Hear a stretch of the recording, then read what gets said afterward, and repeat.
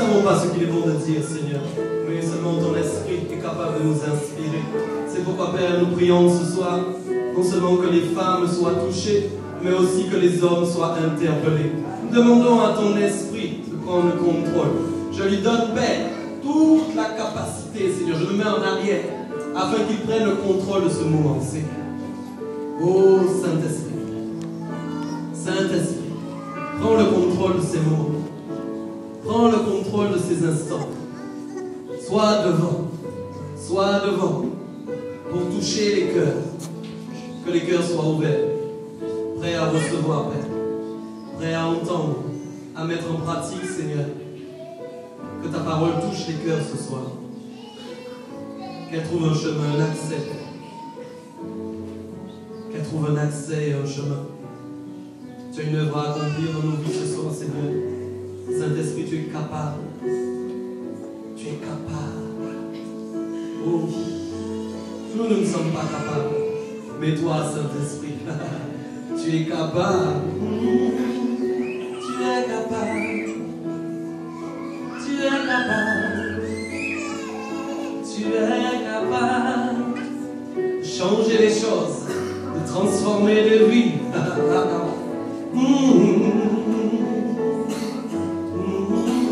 Alléluia. Tu es capable de transformer quelqu'un ce soir. Transformer une vie.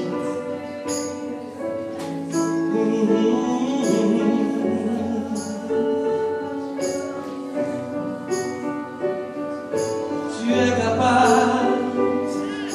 Tu es capable. Tu es capable. Oh, tu es capable. Tu es capable. Tu es capable. Tu es capable. Tu es capable. Tu es capable. Tu es capable. Tu es capable. Tu es capable. Tu es capable. Tu es capable. Tu es capable. Tu es capable. Nous te donnons le pouvoir, l'autorité. Tu es capable. Tu es capable de changer des vies, transformer les pensées. Lève les mains vers le ciel ce soir si tu crois qu'il veut. Tu es capable. Tu es capable. Ton onction peut toucher. Ton onction peut régénérer. Ton onction peut transformer. Ton onction peut régénérer. Tu es capable. Tu es capable. Tu es un prodige dans ta vie. Un prodige et un miracle. À cause de la présence de Dieu dans ce lieu. Tu es capable. Ta parole est puissante pour transformer les vies. Pour transformer les mentalités.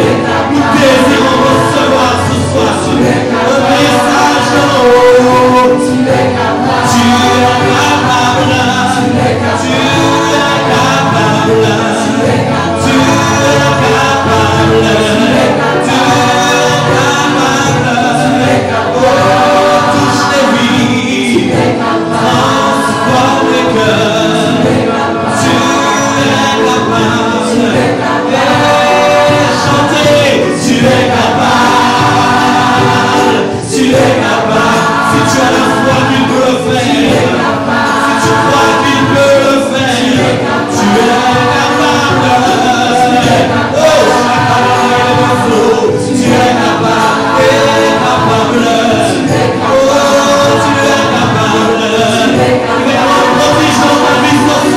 Tu es capable. L'onction et l'amour de toucher. Oh, et tu es capable. Tu es capable. Ton Dieu est vivant. Tu es capable. Tu es capable. Tu es capable. Tu es capable.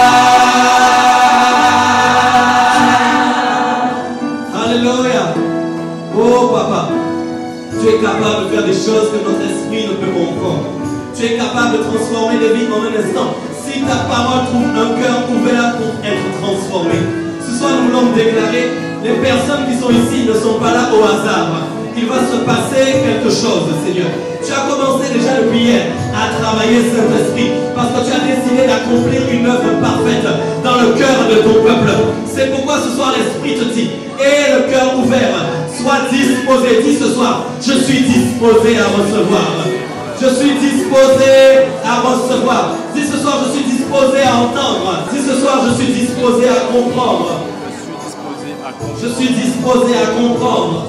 Alléluia. Que la parole de Dieu trouve une terre ce soir.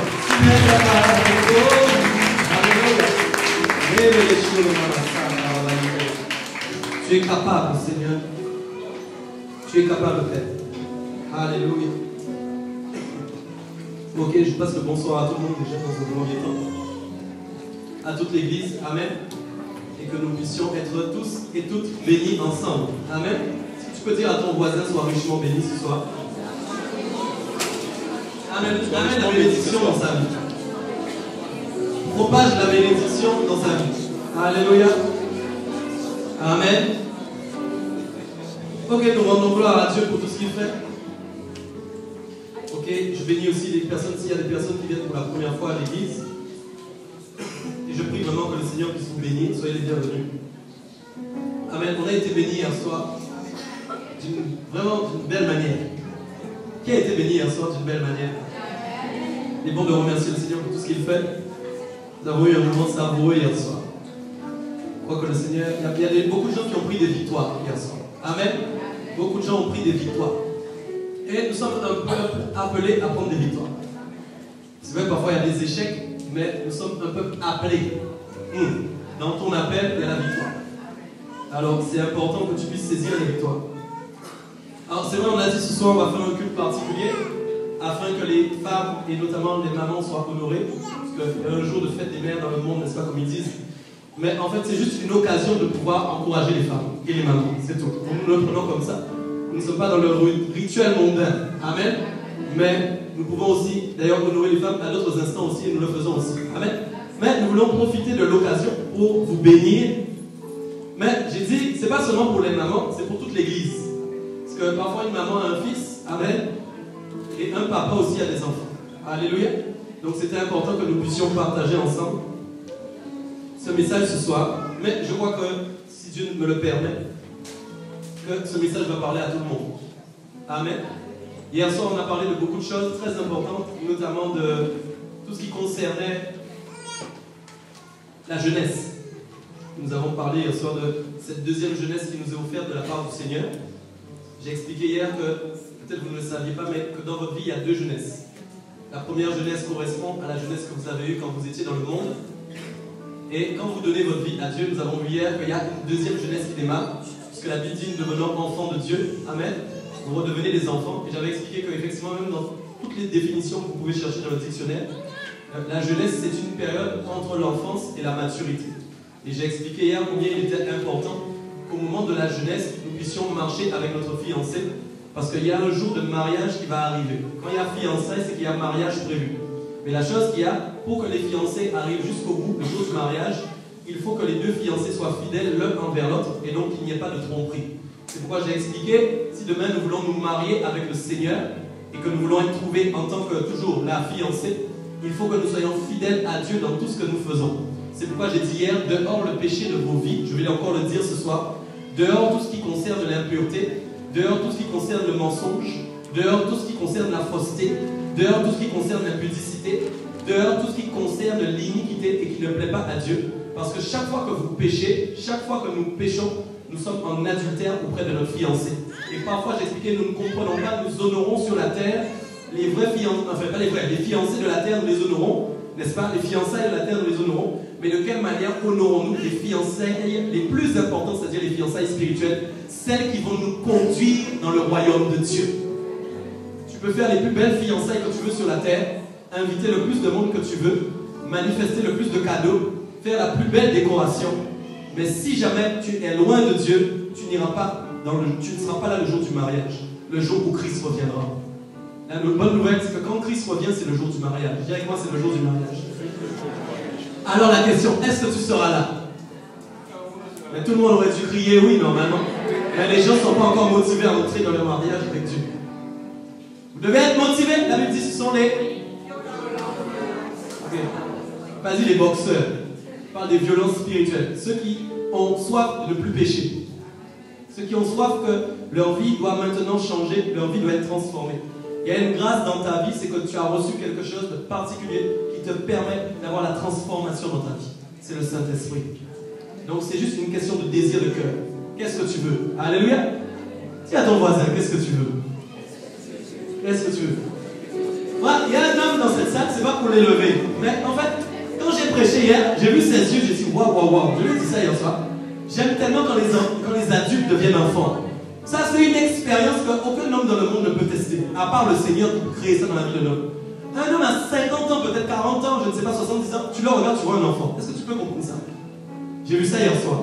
Oh, j'ai dit gloire au Seigneur. Je regarde, j'ai dit, c'est un enfant de 5 ans qui est devant moi. Un enfant de 5 ans. Un innocent qui me dit, oh, je suis dans la joie.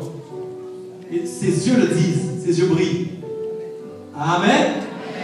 N'oubliez jamais le jour où vous avez donné votre vie à Dieu. Vous êtes entré dans une nouvelle jeunesse, une seconde jeunesse. Arrivez à maturité avec le Seigneur. Amen. Si vous trompez trop le Seigneur pendant la période de votre jeunesse, vous n'allez pas arriver à maturité. Et c'est normal. Sur la terre même, s'il y a des fiançailles et que les gens se trompent, est-ce que le mariage arrive? Qu'est-ce qu'il y a? Vous n'êtes pas là? Vous voulez plus dire non quand même? À moins que les choses ont changé peut-être entre temps. Les règles ont changé. C'est vrai que maintenant on voit tellement de choses dans le monde que les règles ont changé. C'est moi qui me trompe en fait. Ok. Le thème de ce soir, tu vas le dire avec moi parce que j'aime bien qu'on dise le titre. Tu deviendras mère pour engendrer une sainte postérité. Tu vois, nous sommes unis par le même esprit. Tu deviendras mère pour engendrer une sainte postérité. Dis-le encore, tu deviendras mère pour engendrer une sainte postérité. La postérité, en fait, c'est un élément qui est vraiment très important dans le plan de Dieu et dans la vision de Dieu, en fait.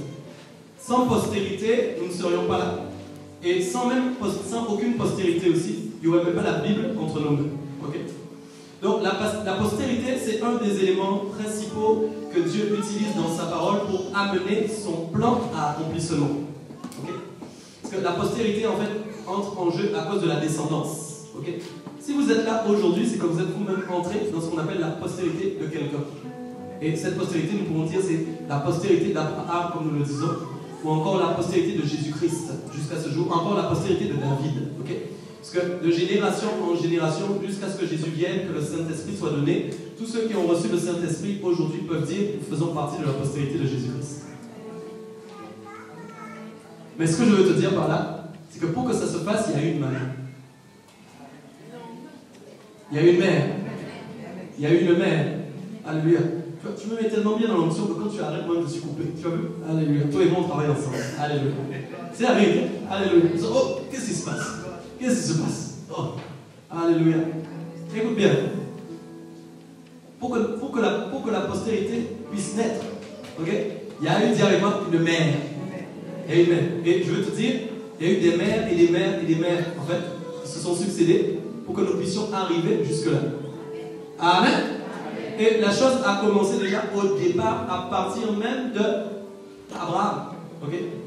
Quand Abraham a reçu la promesse qu'il y aurait une postérité qui le suivrait, si grande, si immense, est-ce que tu penses qu'Abraham pensait que nous serions là en train de dire nous sommes de ta postérité? Avoir des noirs, des foncés, des clairs, des bleus, même des chinois, je ne sais pas. Ils ont dit mais c'est bizarre ça. Je n'avais pas imaginé une chose comme ça. Alléluia. Parce que dans son esprit, il ne pouvait pas visualiser encore ces choses. C'est ça avec moi. Mais s'il était là, maintenant il disait oh Seigneur, ce que tu m'avais dit était bien réel. Alléluia. Mais il ne pouvait pas, les choses ne pouvaient pas se faire sans qu'il y ait une femme à ses côtés. Il a fallu qu'il y ait une femme à ses côtés pour que la postérité que Dieu voulait soit sur la terre, nous aujourd'hui, et tous ceux maintenant qui croient en Jésus-Christ, et notamment le peuple élu, alléluia, nous puissions être présents. Il y a eu une maman. Dis avec moi, il y a eu une maman. Alléluia. Il y a eu une maman. Amen. Nous rendons gloire à Dieu pour ça. Amen. Ok, on va prendre le premier texte, donc 1 Timothée 2, 14 à 15. 1 Timothée 2, 14 à 15. Et derrière, nous prendrons aussi Genèse 3 au verset 15. Qui a été séduite, c'est la femme qui, séduite, s'est rendue coupable de transgression. Elle sera néanmoins sauvée en devenant mère, si elle persévère avec modestie dans la foi, dans la charité et dans la sainteté. Puis un deuxième verset, Genèse 3, 15. Je mettrai inimitié entre toi et la femme, entre ta postérité et sa postérité. Celle-ci t'écrasera la tête et tu lui blesseras le talon. Est-ce que tu peux dire maintenant Amen? Ok, tu peux t'installer. Dis Amen plus fort pour le Seigneur. Amen. Ok. Ça, à un moment, j'étais à une époque de ma vie où je disais, quand je lisais ça, 1 Timothée 2, 14, 15, je me disais, mais écoute, moi, c'est pas de ma faute. J'ai lu, c'est la femme qui séduite s'est rendue coupable de transgression. Amen. Alors, heureusement pour nous, le Seigneur nous donne de l'équilibre et de la sagesse. Il y a une femme un jour qui s'est rendue coupable d'une transgression. Ok? Et cette femme, c'était elle. Amen. Mais elle a commis une transgression, c'est vrai. Mais Adam aussi a commis une transgression. Parce que quand on lui a proposé les choses, il aurait dû dire non. Amen. Mais on va dire la transgression de base est venue de la femme. Parce que c'est elle qui a été tentée et qui est tombée. Mais le mari aurait dû dire stop. Mais en fait, je ne suis pas là pour prêcher sur ça ce soir. Mais je peux te dire ce soir quelque chose. Maman, femme, j'ai une bonne nouvelle pour toi. Tu n'es pas coupable de quoi que ce soit. Non. Il n'y a plus de culpabilité pour vous à cause de Christ. À cause de Christ. Et en fait, au moment même où l'Éternel, ça c'est Dieu, a commencé à déclarer maintenant des paroles au moment où le péché est entré dans le monde, Dieu savait très bien ce qu'il allait faire dans le futur. Pendant que les hommes sont en train de découvrir eux-mêmes tranquillement le plan de Dieu, Dieu a déjà son plan qui est totalement établi depuis la Genèse jusqu'à Apocalypse. Et il a dit quelque chose qui est très important. Il a dit, elle sera néanmoins sauvée en devenant mère. Vous savez quelque chose? Au début de ma conversion, quand je lisais ce passage-là, je ne le comprenais pas. Je disais, mais Seigneur, comment ça, elle sera néanmoins sauvée en devenant mère? Est-ce que ça veut dire que si une femme n'enfante pas, elle ne peut pas être sauvée? Le verset dit bien, elle sera néanmoins sauvée en devenant mère. Et puis j'ai commencé à réfléchir, je disais, mais Seigneur, la Bible dit, c'est par grâce que nous sommes sauvés. Tous ceux qui confessent Jésus-Christ en tant que Seigneur et Sauveur. Et puis tous ceux qui passent par les eaux du baptême, les mamans, les sœurs, vous êtes d'accord? Sont sauvés. Alors pourquoi c'est écrit? Elles sont néanmoins sauvées en devenant mères. Alléluia, je vais t'expliquer ce soir. Il y a une révélation derrière ce passage. Dans Genèse 3,15, il est dit maintenant, Dieu a parlé. Je mettrai une inimitié entre toi et la femme, toi Satan, toi le serpent. Je vais mettre maintenant, il y aura une lutte entre toi et la femme. Dis avec moi une lutte. Oui, une lutte entre moi, entre toi et la femme. Non, mais pas la femme seule. Il va dire entre ta postérité, qui veut dire ta descendance à toi, et entre aussi la descendance de la femme. Alléluia. Il ira jusqu'à dire, celle-ci va t'écraser la tête, et toi tu lui écraseras le talon. Là j'ai commencé à comprendre. Dieu parle en disant il y a deux postérités, il y a deux descendances qui sont différentes. Est-ce que tu es là? Et il dit mais néanmoins elle sera sauvée en devenant mère. Je vais t'expliquer. En fait, c'est pas elle qui est sauvée dans la réalité. Non, si elle a choisi Jésus-Christ en tant que Seigneur et Sauveur, elle est déjà sauvée. Mais qui va être sauvé? Sa descendance. Écoute-moi bien, je vais t'expliquer. Alléluia. La femme est appelée à donner des instructions à sa maison. Oui. La mère est appelée, elle a un rôle à jouer qui est très particulier au niveau même de ses enfants. Vous m'entendez bien? Le père aussi, n'est-ce pas? Mais le père est souvent pris dans d'autres choses. Mais la maman a une faculté particulière que Dieu lui a donnée, tu sais quoi? Pour préparer la génération que Dieu est en train de préparer. Et ce dont nous allons parler ce soir, et je veux que tu le comprennes, c'est une affaire de génération. Oui. Quand on lit l'Ancien Testament, on se rend compte qu'il y a des bonnes générations et il y a eu des mauvaises générations. Mais j'ai une nouvelle pour toi. Les moments où il y a eu des mauvaises générations, il y a eu un manque de mères qui ont enseigné et instruit les enfants. Et c'est ce qui a fait qu'il y a eu des mauvaises générations.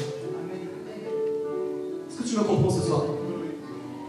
Ce n'est pas parce que nous recevons le Seigneur dans nos vies que nous avons des enfants et que tout naturellement ils vont être instruits. Non, vous vous trompez, c'est pas possible. Vous avez un rôle à jouer dans la manière d'amener les enfants à trouver le Seigneur. Alléluia. Et en plus, devant Dieu, c'est très important. Amen. Donc ça veut dire que le fait de devenir mère, alléluia, le fait qu'une femme dans le Seigneur devienne mère, c'est une occasion pour elle de racheter la transgression et d'amener à une postérité sur la terre qui va écraser la tête de la postérité de son ennemi. Chaque fois qu'une femme chrétienne devient enceinte, le diable a déjà peur. Écoute-moi bien. Chaque fois qu'une femme chrétienne qui a accepté le Seigneur Jésus, elle a le Saint-Esprit en elle, devient enceinte, le diable a déjà peur. Parce qu'il connaît la postérité qui est à l'intérieur. Peuple de Dieu. Alléluia. Soyons spirituels. Ayons la foi. Mais ce qui a été déclaré est déjà déclaré. Alléluia. Ce qui a été déclaré va se réaliser. Personne ne peut empêcher la réalisation de la déclaration de la bouche de l'Éternel. Rien ne peut l'annuler. Quand il a dit, ta postérité lui écrasera la tête. Chaque fois qu'une femme chrétienne devient enceinte, il y a une postérité qui lui écrasera la tête, qui s'apprête à venir sur la terre. C'est la vérité. C'est pourquoi vous ne pouvez pas négliger ce que le Seigneur vous donne. Alléluia. Vous avez un rôle à jouer dans la génération qui va venir. Un jour, vous allez mourir, mais vous devez laisser une génération qui va avoir la victoire sur la terre. L'enjeu est là. Alléluia. L'enjeu est là. Et il y a un autre passage donc, qui est important. C'est en Genèse 22, 15 à 19. L'ange de l'Éternel appela une seconde fois Abraham des cieux et dit, je le jure par moi-même, parole de l'Éternel, parce que tu as fait cela, il avait été pour obéir au Seigneur, vous rappelez, jusqu'à aller donner son fils, et que tu n'as pas refusé ton fils, ton unique, je te bénirai et je multiplierai ta postérité. Alors, alléluia. Vous savez tout ce que c'est une soustraction, tout ce que c'est une division. Le mot qu'il a employé, c'est multiplication. Alléluia. Il a dit, je te bénirai, je multiplierai ta postérité. Comment? Lis avec moi, comment? Comme les étoiles du ciel. Les mamans, je suis désolé si Dieu veut vous donner beaucoup d'enfants, mais en fait c'est biblique. Désolé. Hein? Je sais qu'aujourd'hui dans le monde, les choses ont été mises en place pour que vous êtes ce qu'on appelle les moyens de contraception. Mais enfin, je ne donnerai pas d'avis sur ça. Je ne veux pas avoir de problème avec quiconque. Tout ça c'est une affaire de foi. Mais il me semble, il a dit, comment comme les... Bon, Seigneur, je n'ai pas demandé quand même plein d'étoiles chez moi. Parce que je ne veux pas trop d'étoiles quand même. Est-ce que tu es avec moi? Comme les étoiles, parfois nous aimons bien prendre la parole dans ce qui nous plaît, mais prenons-la dans toute son intégralité. Amen. Mais si Dieu sait que tu ne pourras pas supporter 4 enfants, il ne te donnera pas 4 enfants. C'est pas assez dans la foi. La pilule, c'est plus facile. Mais il n'y a pas écrit foi dessus. Si Dieu sait que tu ne pourras pas supporter 5 enfants, il ne va pas te donner 5 enfants. Tu sers un Dieu bon, tu ne sers pas un Dieu méchant. Pas en train de se dire, mais fais des enfants, et tu ne peux pas supporter. Bon, ça c'était un aparté. Alléluia.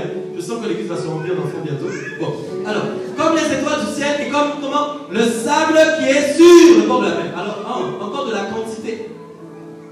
Et écoute, lis avec moi s'il te plaît. Qu'est-ce que la postérité va faire? Ta postérité possédera la porte de ses ennemis. Écoutez-moi bien. Vos enfants, mes enfants, sont appelés à posséder la porte de leurs ennemis. Ça veut dire quoi? Même quand ils vont à l'école et qu'il y a des ennemis qui sont là, ils sont là pour posséder leur porte. Même quand ils vont aller faire leurs études, les endroits où ils sont là pour posséder leur porte. Là où ils iront travailler, ils sont appelés à posséder leur porte. Mais oui. Alléluia. Comprenons en fait, nous ne sommes pas n'importe qui. Moi j'avance ma veste. Nous ne sommes pas n'importe qui. Dis avec moi, je ne suis pas n'importe qui. Mes enfants ne sont pas n'importe qui. Mais nous avons un rôle à jouer. C'est pas juste comme ça. Ça, ce sont des paroles qui ont été déclarées sur la vie d'Abraham. Et aujourd'hui, ce qui est beau là-dedans, nous voyons la parole se réaliser en direct. Amen. toutes les nations de la terre seront bénies dans ta postérité parce que tu as obéi à ma voix. Ça veut dire quoi? Hey, en moi, les nations sont bénies. Tu m'entends bien? En toi, les nations doivent être bénies. Dieu n'a pas dit la Guadeloupe.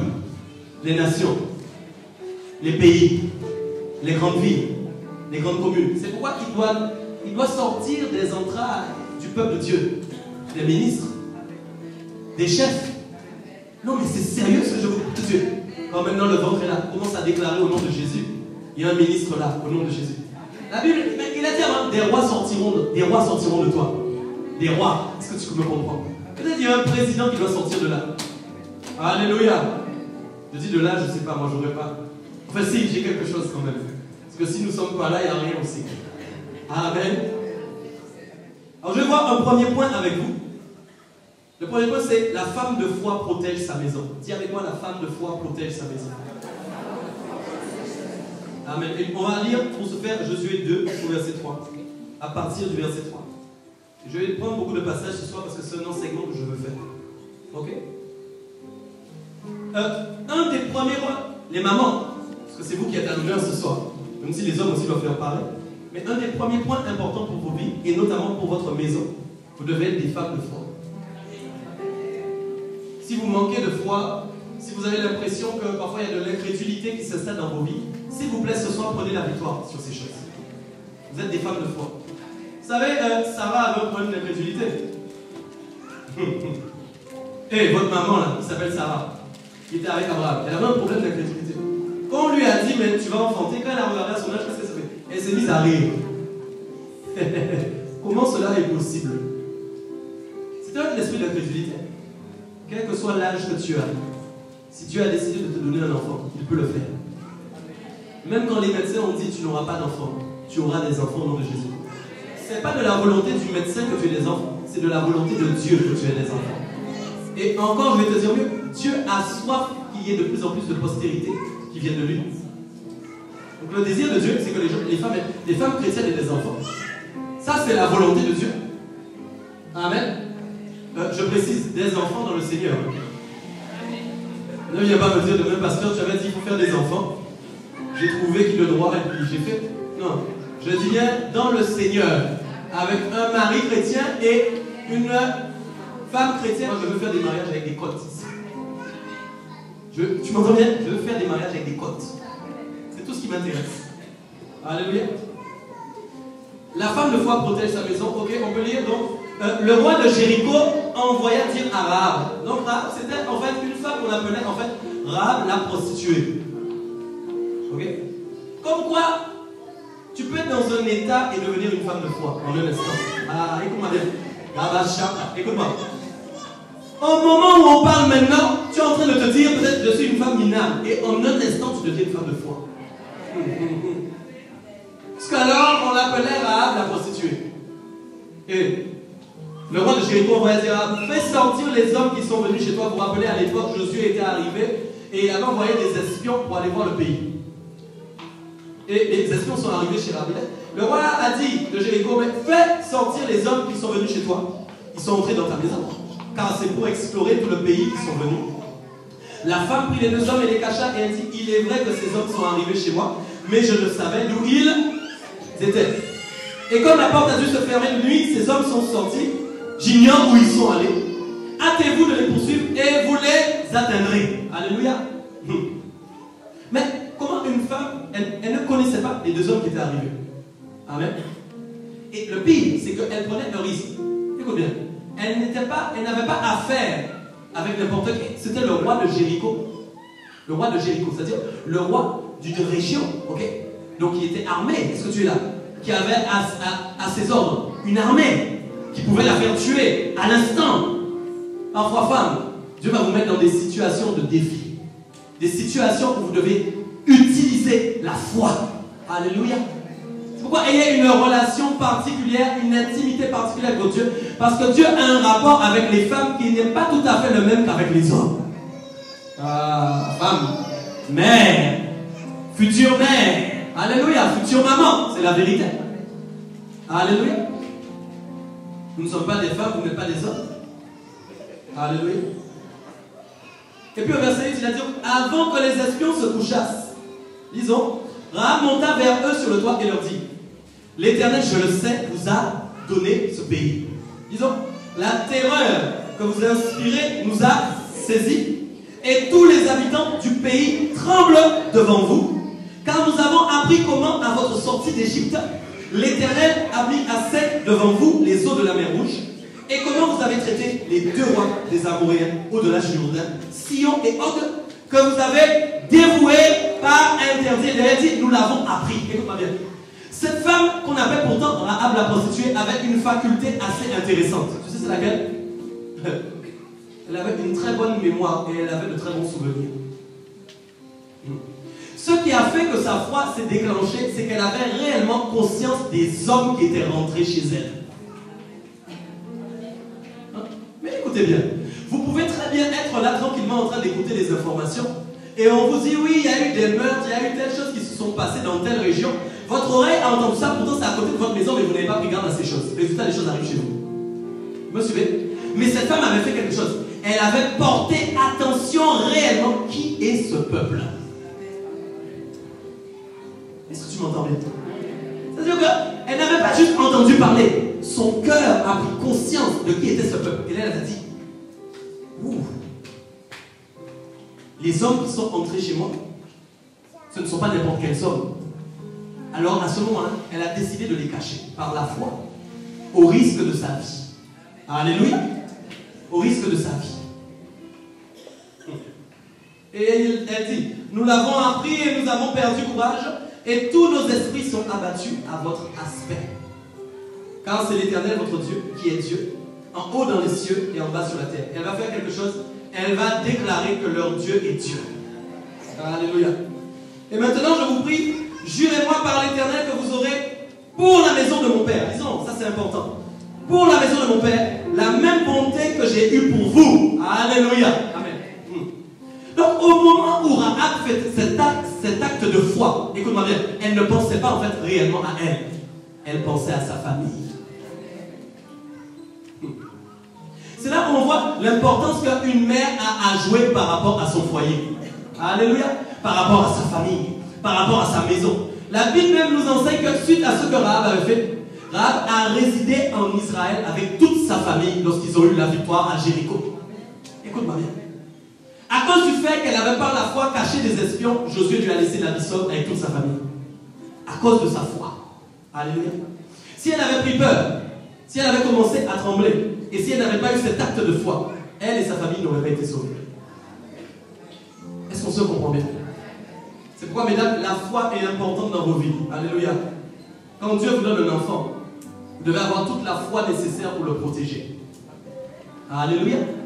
Quand Dieu vous donne des enfants, vous devez avoir toute la foi nécessaire pour les protéger. Alléluia.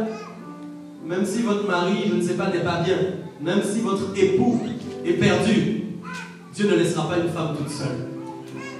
Alléluia. Dieu ne laissera pas une femme toute seule.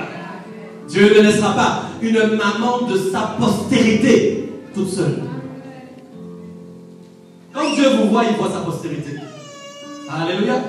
Dieu ne voit pas juste une femme avec des enfants. Non, non, non. Le regard de Dieu dit, je vois ma postérité. Alléluia. Je vois ceux de la promesse. Alléluia. Amen. Alléluia. Il y a un autre point que je veux voir avec vous aussi qui est important. C'est dans quel environnement vous voulez faire vivre vos enfants. Dis avec moi l'environnement. L'environneur. Alléluia. Et vous devez préparer un environnement pour vos enfants. Amen. Vous devez préparer un environnement pour vos enfants. L'environnement de vos enfants, c'est le futur de vos enfants. En fait, c'est où seront vos enfants quand ils auront grandi. Où seront vos enfants quand ils auront grandi? Vous venez aujourd'hui à l'église avec vos enfants, c'est bien, alléluia, mais vos enfants vont grandir, amen. Et un jour, ils auront leur propre décision à prendre, alléluia. C'est pourquoi vous avez besoin d'instruire vos enfants et d'accompagner vos enfants vers l'environnement vers lequel ils doivent aller.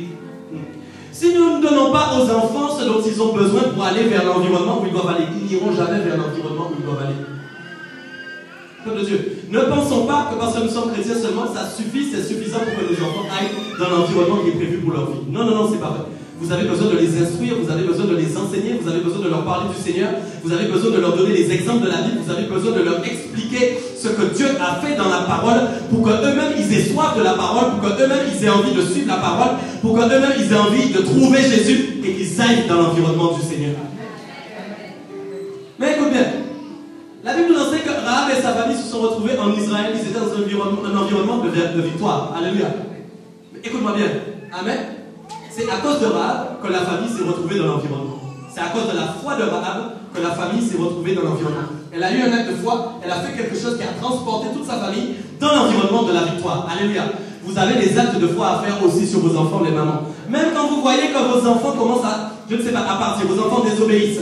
Ce n'est pas facile de les encadrer. Vous n'arrivez pas. Vous voulez les instruire, vous n'arrivez pas. C'est à ce moment que vous devez prendre autorité. Parce que Dieu a prévu que la postérité qui est née de toi soit une postérité de vainqueurs, une postérité de gagnants, une postérité de victorieux, des enfants qui doivent réussir, des enfants d'excellence. Alléluia. Vos enfants sont appelés à ça.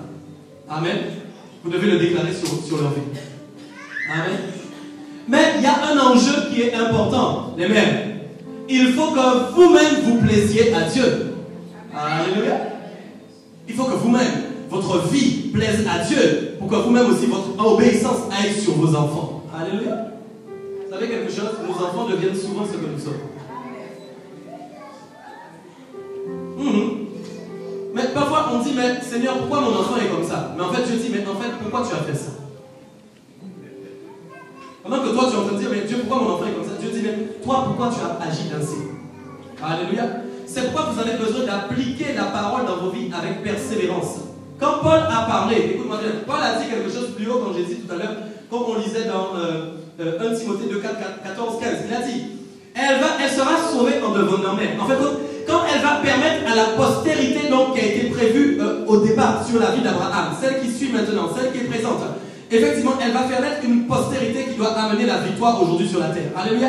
Et il a dit quelque chose d'important, il a dit, mais, amen, si elle persévère avec modestie dans quoi? Dans la foi, dans la charité et dans la sainteté. Amen. Donc, et le mot persévérance veut dire que c'est quelqu'un qui ne s'arrête pas simplement à ce qu'elle a reçu, mais c'est quelqu'un qui va au-delà de ce qu'elle a reçu parce qu'elle veut recevoir plus du Seigneur et qu'elle ne s'arrête pas aujourd'hui à ce qu'elle pense avoir maintenant. Alléluia. Donc ça veut dire qu'elle veut persévérer. Amen. Dans quoi? Dis avec moi. La foi. La foi. Deuxième chose encore. Alléluia. La charité, qui veut dire l'amour. Alléluia. Et donc en fait, troisième point, dans la sainteté. Amen.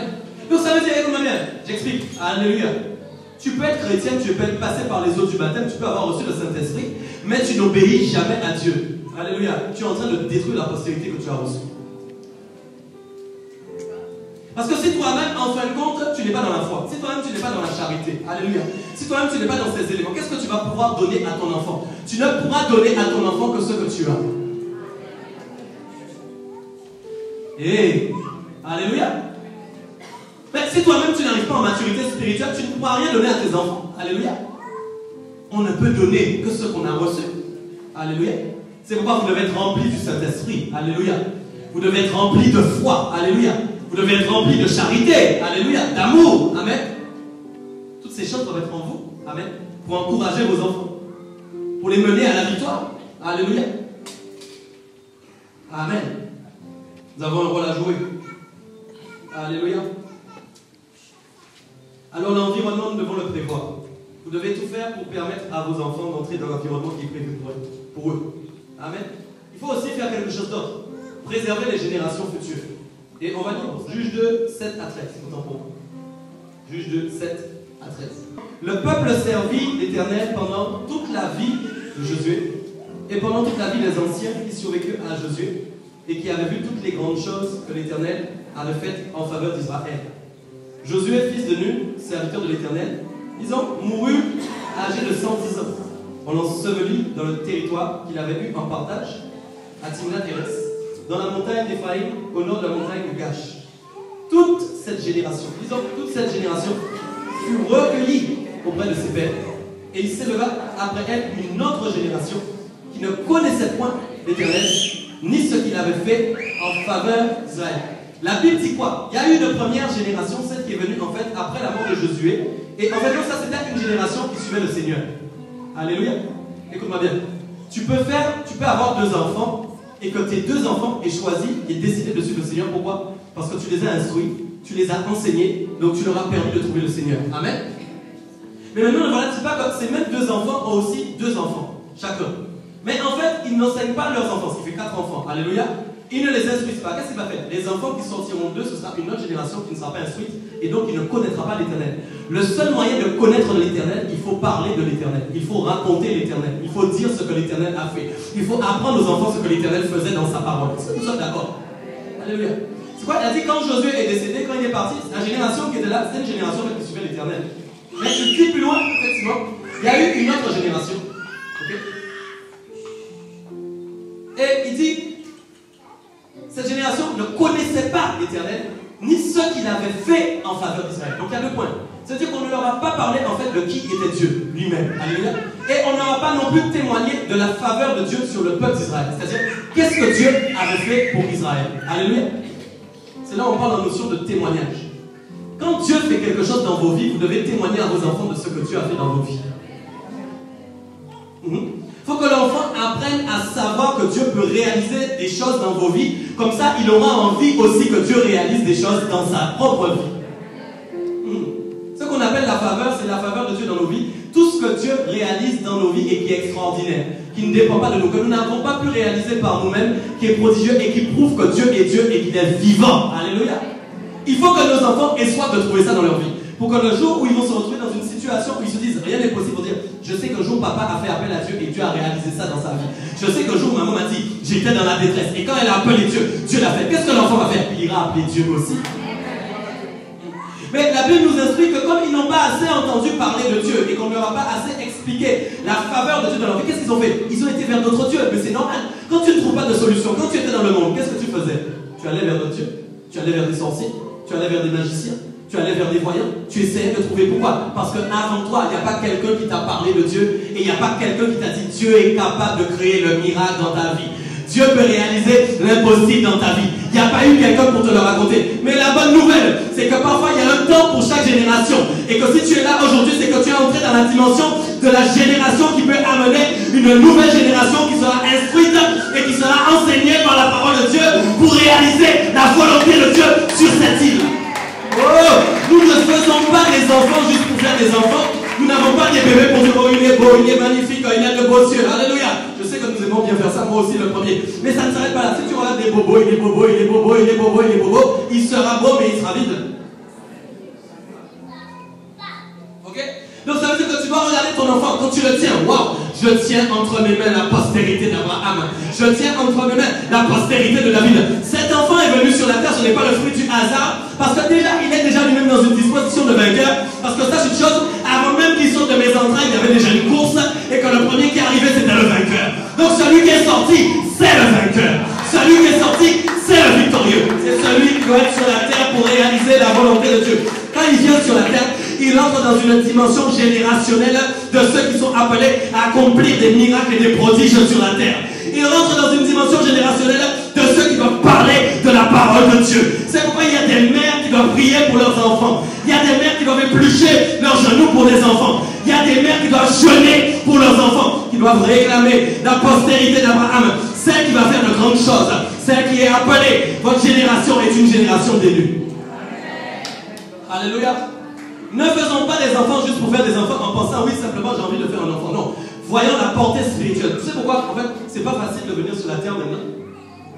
Et c'est pas une partie de plaisir de venir sur la terre maintenant. Quand nous faisons un enfant, nous devons nous dire mais c'est risqué, c'est difficile. Les craintes même que nous avons, moi quand je réfléchis à chaque fois à mes enfants, je me dis mais Seigneur, j'espère que tout va aller bien. Okay? Je suis inquiet quand je vois tout ce qui se passe. Alors quand tu as des filles, je ne te dis pas, oula, c'est là où ça devient compliqué. Amen. Est-ce que nous sommes d'accord, peuple de Dieu, ce soir? Amen. Est-ce que la parole touche quelqu'un ce soir? Et donc au verset 10, je disais, c'est une génération effectivement qui ne connaissait point l'Éternel, qui n'avait pas connu la faveur de Dieu en Israël. Et qu'est-ce qui s'est passé? ils se sont mis à faire ce qui déplaît à Dieu. Ils ont servi d'autres dieux. Ils abandonnèrent l'Éternel. Amen. Ils se prosternèrent devant eux. Ils abandonnèrent le Seigneur. Alléluia. Et donc Dieu a fait quelque chose à cette époque qui est très particulière. Je vais te dire quelque chose. Il y a quelque chose de fabuleux, d'extraordinaire. Quand il y a une génération qui se perd, tu m'entends bien? Tu es avec moi?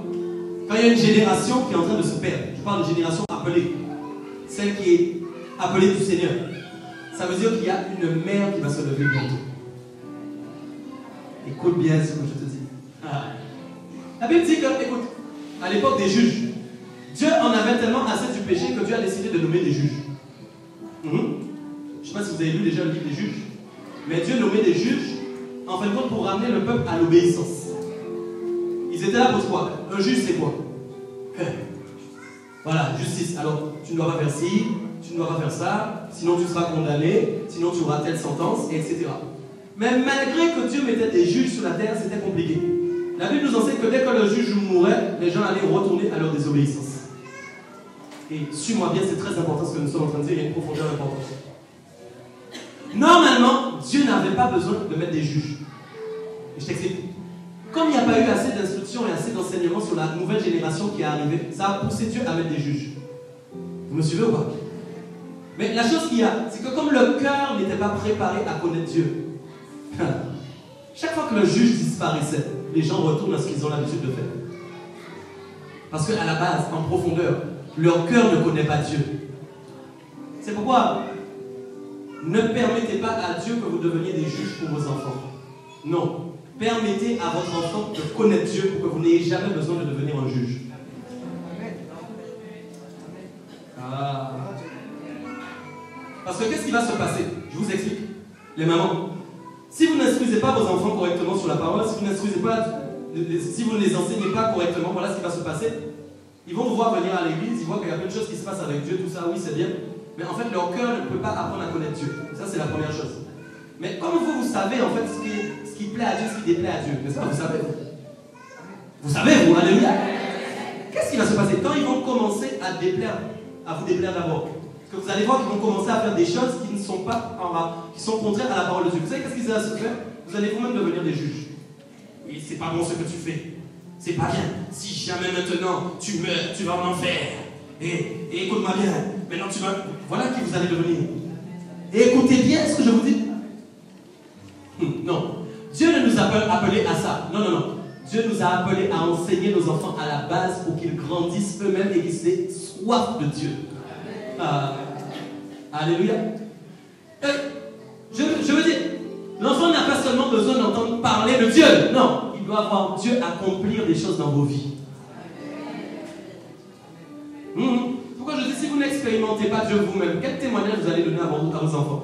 Ah mais c'est toujours, dès qu'il y a un pépin, il dit, papa tu sais, dès qu'il a un problème, il appelle le pasteur. Maman, dès qu'elle a un souci, elle appelle le pasteur. Mais en fait, le pasteur n'est pas Dieu. Alléluia. Mais quand maintenant elle voit que maintenant ça ne va pas, mais que toi tu pries et qu'elle voit un miracle s'accomplir, vous ne pouvez pas vous imaginer ce qui se passe dans le cœur de l'enfant. Peut-être l'enfant ne va rien vous dire, mais l'enfant sait très bien qu'il se passe quelque chose. Alléluia. Et dis, je ne serai jamais juge. Je ne serai jamais juge au nom de Jésus. Alléluia. Il y a un point qui m'a beaucoup touché justement par rapport à ça qui est vraiment important. C'est dans Juge 3, 1 et 2. Juge 3, 1 et 2, il est dit que voici les nations que l'Éternel laissa pour éprouver par elles Israël. Tous ceux qui n'avaient pas connu toutes les guerres de Canaan. Il voulait seulement, lisez, c'est important, que les générations des enfants d'Israël connussent et apprirent la guerre. Ceux qui ne l'avaient pas connue. Vous savez, j'ai envie de vous dire les mamans, faites en sorte qu'il y ait des épreuves en moins dans la vie de vos enfants. Dieu s'était rendu compte tellement que cette génération ne le connaissait pas, n'avait rien appris de lui, que lui-même il a laissé cette génération en guerre pour qu'elle apprenne la guerre et qu'elle puisse chercher Dieu. Est-ce que vous me comprenez? Je vais te dire ce soir, enseigne ton enfant, alléluia, instruis ton enfant pour que Dieu n'ait qu'une chose à dire. Je viens simplement frapper à la porte de son cœur. Comme son cœur est préparé, il va m'accepter. Alléluia. Tu sais pourquoi? Dieu veut que tous vos enfants soient sauvés. Alléluia. Donc s'il se rend compte à un moment que vous ne faites pas le travail, il va aussi aller les chercher, et ce sera dans la souffrance. C'est ce qui arrivait à cette génération. Ils n'étaient pas enseignés, ils ne connaissaient pas Dieu. Dieu a permis que les épreuves arrivent dans leur vie pour qu'eux-mêmes puissent découvrir Dieu. Alléluia. Amen. Évitons des épreuves inutiles. Moi, je préfère prendre... Il y a eu assez d'épreuves comme ça. Alléluia. Il y a eu beaucoup d'épreuves déjà. Amen. Et puis, il y a une femme juge qui s'est levée. Vous la connaissez tous, non? Déborah. Alléluia. Et j'ai aimé quelque chose qu'elle a dit en Juge 5:7. Elle a dit, les chefs étaient sans force en Israël. Sans force. Quand je me suis levé, moi Déborah, qu'est-ce qu'elle a dit? Quand je me suis levé, comment? Comme une mère. Alléluia. Quand cette femme s'est levée en tant que juge, elle ne s'est pas levée en tant que juge. Elle s'est levée en tant que maman. Dieu lui a donné un titre de juge, mais dans son cœur, c'était un cœur de maman. Vous savez pourquoi, peuple de Dieu? Maintenant, là, c'est pour toutes les mamans de l'église. Vous devez avoir un cœur de maman pour l'église. Quand vous voyez l'église, vous devez la voir comme un enfant. C'est ça qui va vous donner envie de prier pour l'église. C'est ça qui va vous donner envie de combattre pour l'église. Et pas n'importe quel enfant, l'enfant de Dieu. Ah! Quand cette femme s'est levée, elle ne s'est pas levée en tant que juge, elle s'est levée en tant que mère, parce qu'elle a vu la souffrance de cette génération. Alléluia! Et ce que j'ai aimé avec Dieu, c'est que nous servons un Dieu juste. Quand cette femme s'est levée et qu'il fallait courir après Sisera, ok? Sisera qui était en fait un ennemi d'Israël. Alléluia! Qu'est-ce qui s'est passé? Elle a dit à... Oh, comment il s'appelle? À Barak. Barak qui devait partir en guerre. Amen. Qui ne voulait pas, qui avait la crainte, ok, qui ne voulait pas partir. Il a demandé à Déborah, viens avec moi. Alléluia. Un homme même dit à une femme, mais viens avec moi en guerre. Est-ce que vous avez vu ça? Pourquoi si... Mais écoutez, ne soyez pas étonnés dans l'église que si vous ne prenez pas votre place homme, que les femmes vous dépassent. Mais attendez, Dieu ne va pas vous attendre pour faire sa volonté. Est-ce que je parle à quelqu'un? Ah, les hommes disent même pas, amen, ils sont déjà vaincus. Barak me dit, mais viens avec moi. Alléluia. Amen. Et les hommes, moi je vais faire les affaires tout seul avec le Saint-Esprit. Pas besoin de ma femme partout où je vais. Alléluia. Et puis, qu'est-ce qui s'est passé? Ça, c'est important. C'est une femme qui s'est levée. Elle a dit, je suis une mère pour cette nation, pour cette génération. Alléluia. Elle a dit à Barak, ok, tu veux te donner quoi? Mais je t'avertis tout de suite. La gloire reviendra à une femme. Tu devrais acclamer cette parole, non? Femme, vous n'êtes pas encore là. Aïe, aïe, aïe. La gloire reviendra à une femme. La gloire reviendra à une femme. Aïe, baba, shake les bébés sauts. Je veux que ce soir, il y ait des femmes qui soient touchées par ce message. Il y a un réveil dans les cœurs. Fort. Alléluia. C'est important. Alléluia. Alléluia, il a dit la gloire viendra sur une femme. C'est pour une femme. Il est parti et qu'est-ce qui s'est passé? J'oublie son prénom, je crois que c'était Jaël. Jaël, je crois. Alléluia. Jaël, Sisera est arrivé, l'ennemi est arrivé. Et il avait besoin de se cacher parce qu'il était fatigué. Amen. Il est rentré dans la maison de Jaël et il a cru, oh, on va me couvrir, ça y est, on va me cacher. La Bible dit qu'elle prit le pieu d'une tente. Pendant qu'il était en train de souffrir, il faut le faire quand même. Et elle a pris un marteau. Et elle a enfoncé le pieu dans son crâne. La Bible dit que le pieu a été jusque dans la tête. C'est-à-dire, elle n'a pas loupé. Hein? Est-ce que tu comprends bien? C'est par une femme que les choses devaient se régler. Pourquoi? Il y a une mère qui s'est levée. Ce soir, j'ai un encouragement pour toi. Que tu sois déjà mère ou pas mère. Alléluia. Tu auras la victoire dans ta maison. Est-ce qu'il y a une femme ce soir? Je suis sûr que je parle à quelqu'un. Je veux te dire quelque chose. Il y aura une victoire dans ta maison. Tu vas prendre une victoire dans ta maison. Si tu as un mari qui n'est pas encore converti, j'ai une bonne nouvelle pour toi. Il va se convertir bientôt. Il va se convertir bientôt. Alléluia. Si tu es seul, gloire à Dieu. Amen. Tu es marié avec Dieu. Tu es fiancé avec le Seigneur. Sauf pour ceux pour qui il est prévu que le mari arrive bientôt. Alléluia. Alléluia. Sois déjà la mère de la génération qui est ici. Alléluia. Donc les mamans, vous n'avez pas seulement... Écoutez-moi bien, j'ai une nouvelle pour vous. Vous n'êtes pas seulement mère de vos propres enfants, mais vous êtes aussi mère ici de toute cette église. C'est la vérité. Alléluia. Soyez comme Déborah. Et soif que justice se fasse. Amen. Et soif que l'accomplissement de la parole ait lieu. Alléluia. Ces hommes-là qui ont des fois pas peur de se lever, priez pour eux, au nom de Jésus. Alléluia. Je refuse qu'il y ait des baraques dans ce lieu. Non, non, non, non. Nous voulons d'autres catégories au nom de Jésus. Amen. Des hommes qui se lèvent. Alléluia. Amen. Mais la capacité d'une mère, c'est quelque chose que l'homme n'a pas. Ah, c'est quelque chose. Nous ne porterons jamais. Est-ce que je parle à quelqu'un ce soir? C'est ça qui fait une belle différence entre vous et moi. Alléluia. Les douleurs de l'enfantement. Amen. Porter un enfant 9 mois dans la souffrance. Alléluia. Je ne sais pas si je parle vraiment, si vous êtes là avec moi ce soir. Alors imaginez que, par rapport à la création elle-même, que Dieu même attend lui-même maintenant que le mariage ait lieu. Alléluia. Sur la terre même, il y a un enfantement qui a lieu. Et il faut qu'il y ait des mères qui prient.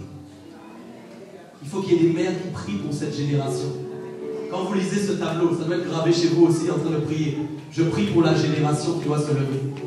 Les mamans, je prie pour cette génération qui doit se lever. Amen. Alléluia. Je rends gloire au Seigneur ce soir. Amen. Je prendrai un dernier passage. Tite 2, 3 à 5. Je vais parler pour finir du rapport à la sainteté. Que nous avons lu tout à l'heure qu'il faut qu'elle soit une femme de foi, une femme de charité et de Amen. Donc Tite 2, 3 à 5 nous dit que les femmes âgées doivent aussi avoir l'extérieur qui convient à la sainteté, n'être ni médisantes, ni adonnées au vin, qu'elles doivent donner de bonnes instructions. Je m'arrête là. Alléluia. Il y a des femmes âgées dans cette église. Allô? C'est vous les exemples pour les plus jeunes. La Bible dit que les femmes âgées doivent donner de bonnes instructions. L'instruction, c'est comment on va instruire nos enfants. Alléluia. Ah, vous n'êtes pas âgé pour rien. Vous n'êtes pas juste âgé pour avoir des rides. Souvent, vous plaignez de vos rides. Non, vous ne deviez pas vous plaindre. Vous êtes âgé pour instruire. Parce que s'il n'y a pas de femme âgée, il ne peut pas y avoir de jeunes instruits. Alléluia. S'il n'y a pas de femme âgée, il ne peut pas y avoir de jeunes instruits. Peuple de Dieu, s'il te plaît. Et Dieu nous a fait une grâce ici particulière. Il y a beaucoup de femmes âgées qui peuvent vous instruire. Vous devriez acclamer Dieu pour ça déjà. C'est la vérité. Alléluia. Amen. Et il dit donc dans le but d'apprendre aux jeunes femmes à quoi? Alors, je vais parler aux jeunes femmes ce soir. Alléluia. Si tu peux lire avec moi. Dans le but d'apprendre quoi? Aux jeunes femmes à aimer leur mari. Les belles mamans, arrêtez de faire votre fille ne plus aimer son mari. Les gens disent plus amen. Le rôle d'une femme chrétienne, désolé, même quand le beau-fils ne te plaît pas, qu'il n'a pas les oreilles que tu voulais, qu'il n'a pas le nez que tu voulais, qu'il n'a pas les cheveux que tu voulais, qu'il n'a pas la couleur que tu voulais, la taille que tu voulais, le statut social que tu voulais, la spiritualité que tu voulais. Tu dois aider ta fille à l'aimer. En gros, quand tu n'aides pas à l'aimer, tu pêches. Parce que tu désobéis à la parole de Dieu. Tu n'as pas le même écho. Hein? Nous parlons toujours, bien sûr, dans la volonté de Dieu. Si ta fille va faire n'importe quoi, c'est normal que tu lui dises d'arrêter. Alléluia, peuple de Dieu. Parce que vous savez, il y a quelque chose de drôle. C'est que souvent, Les gens témoignent en fait quand Dieu leur a dit voici ta femme, ils ont dit oh mais moi je veux pas de ça. Mais vous savez quelque chose, les belles mamans aussi parfois c'est la même chose. Il y a la version où c'est le futur mari et la future femme qui dit eh, j'en veux pas. Mais il y a des versions où ils sont d'accord, mais c'est la belle maman qui dit oh non pas lui. Tu dois aider, je ne sais pas ce que tu avais dit pour moi. Nous verrons ça après. Alléluia, peut-être elle m'avait trouvé bizarre au début. Amen.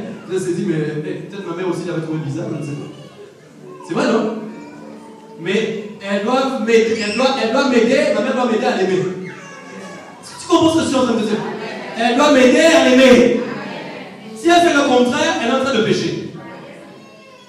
Et je suis sûr que ça ne tombe pas dans l'oreille d'un sourd. Amen. Alléluia. Je continue. À aimer leur mari, mais aussi leurs enfants. Alléluia. Donc, la priorité, c'est tes enfants. Les fils à maman. Les fils à maman. Ou les filles à papa. Je ne sais pas. Ça existe aussi, ça, n'est-ce pas? Quand vous voyez que maman ou papa, là, elle veut tout faire, tout diriger. Non, mais hey, tu dois m'apprendre à aimer mes enfants, apprendre à aimer mon mari. C'est tout, arrête. Alléluia. Dieu n'a jamais dit tu dois m'apprendre autre chose. Tu dois m'apprendre à aimer. Ah, c'est plus facile de critiquer que d'apprendre à aimer. Alléluia. Mais vous savez pourquoi Dieu a juste dit tu dois apprendre à aimer? C'est sûr. S'il y a de l'amour, il y a la victoire. S'il y a l'amour, c'est suffisant. Amen. Ok, c'est pas fini, là, c'est autre chose. À être comment? Retenu. Et j'ai cherché dans le grec qui veut dire en fait tempéré et modéré.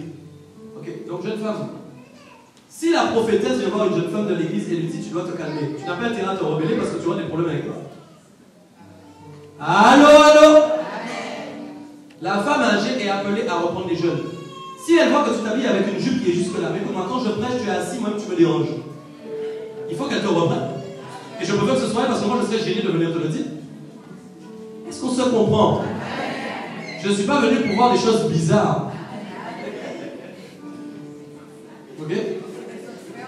Et les autres frères non plus. Alléluia. Après il dit j'ai trébuché sur une peau de banane. Et je sais ce que ça donne après délivrance, jeûne et compagnie. Allô, allô, allô? Donc, vous devez être jeune, tempéré et modéré. Ça veut dire quoi? Les histoires. Les femmes âgées sont là pour dire non, tu parles trop fort, tu parles mal. Ta manière de te comporter, tu te mets trop en colère. Il faut qu'on vous reprenne. Alléluia. C'est le but de Dieu. Amen. Amen. On commence à... On baisse. Donc on doit leur apprendre à être retenu, mais comment encore? Chaste, qui veut dire comment? Pur. Pur. Les jeunes, si vous n'avez pas encore de mari, c'est normal que l'ancienne vienne vous dire non, mais attends que Dieu te parle. Arrêtez de vous rebeller. C'est normal qu'on vienne vous le dire. C'est la volonté de Dieu qu'on vous le dise. Amen. Amen. Alléluia. Je sais déjà, il y en a qui sont assis là, oh, mais toi tu es marié. Désolé, j'ai été célibataire aussi. Je me demande si je vais lire celui-là. J'ai grâce, c'est que c'est écrit. Personne ne pourra dire que c'est moi. Qui veut bien le lire, ça? Quelle femme veut bien le lire? Alléluia, merci pasteur. Occupé aux soins domestiques. Mais en plus, c'est le mot qui est devant, c'est occupé. Dis avec moi, occupé. Dis encore avec moi. Tu sais, quand tu es occupé, c'est que tu n'as pas le temps de répondre au téléphone. Quand tu es occupé, c'est que tu n'as pas le temps de regarder l'heure. Quand tu es occupé, tu n'as pas le temps de penser à autre chose. Et à quoi?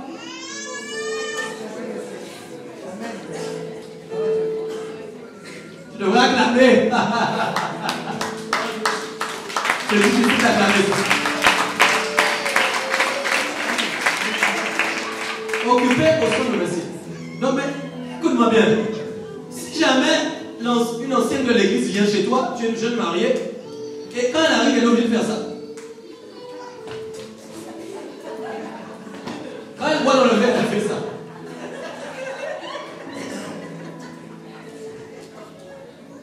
pas fâchée quand elle sort à la fin. Elle me dit, tu sais, franchement, je veux te conseiller quelque chose. Mais Dieu n'est pas trop en accord avec ça. Il faut que tu tiennes mieux ta maison. Les gens se fâchent. Mais c'est l'instruction. Alléluia. Nous servons un Dieu d'ordre. Dieu aime la propreté. Dieu aime l'ordre. Je ne vous ai pas dit de faire comme moi je faisais à l'époque, des pages de catalogue. Alléluia. Parce qu'une maison doit vivre. Mais quand même, il y a un minimum. Amen. Je sais que la génération actuelle dirait c'est un fou qui est en train de parler. Mais j'ai une nouvelle pour vous, vous ne faites pas partie de cette génération mondaine. Vous faites partie de la génération du Seigneur. Donc nous cherchons l'instruction du Seigneur et non pas l'instruction du monde. Amen. Ok, j'ai presque fini. Et puis il y a encore autre chose qu'il a dit, mais donc bonne, c'est-à-dire avoir le meilleur, l'excellence. Ok. Et finissons ensemble. Soumise à leur mari, afin que la parole de Dieu ne soit pas blasphémée. Ce qui veut dire en fait, quand une femme est mariée et qu'elle ne se soumet pas à son mari, elle blasphème la parole de Dieu. Amen. Et si tu n'es pas marié, ne dis pas je ne suis pas marié, j'ai une nouvelle pour toi, tu dois être soumise au Seigneur. Afin, pareil, de ne pas blasphémer la parole de Dieu.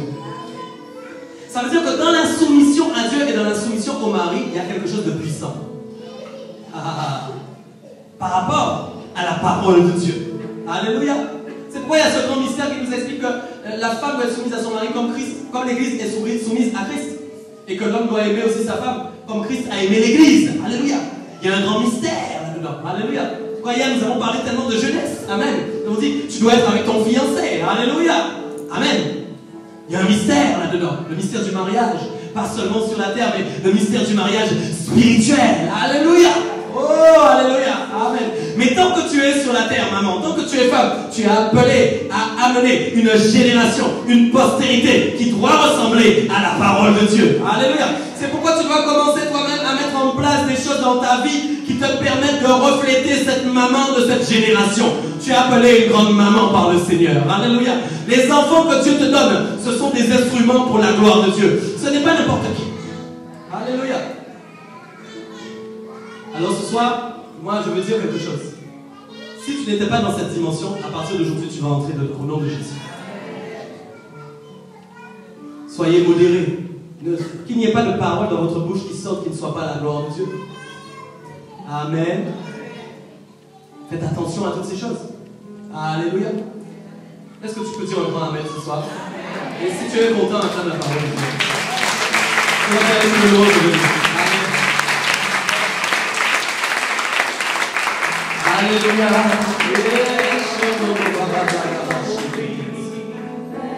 Est-ce qu'il y a des mamans ce soir ici? Même celles qui n'ont pas encore d'enfants sont déjà des mamans. Amen. Pour cette église. Alors levez-vous au nom de Jésus. Amen. Levons-nous au nom de Jésus. Est-ce qu'il y a des mamans qui ont été bénies ce soir?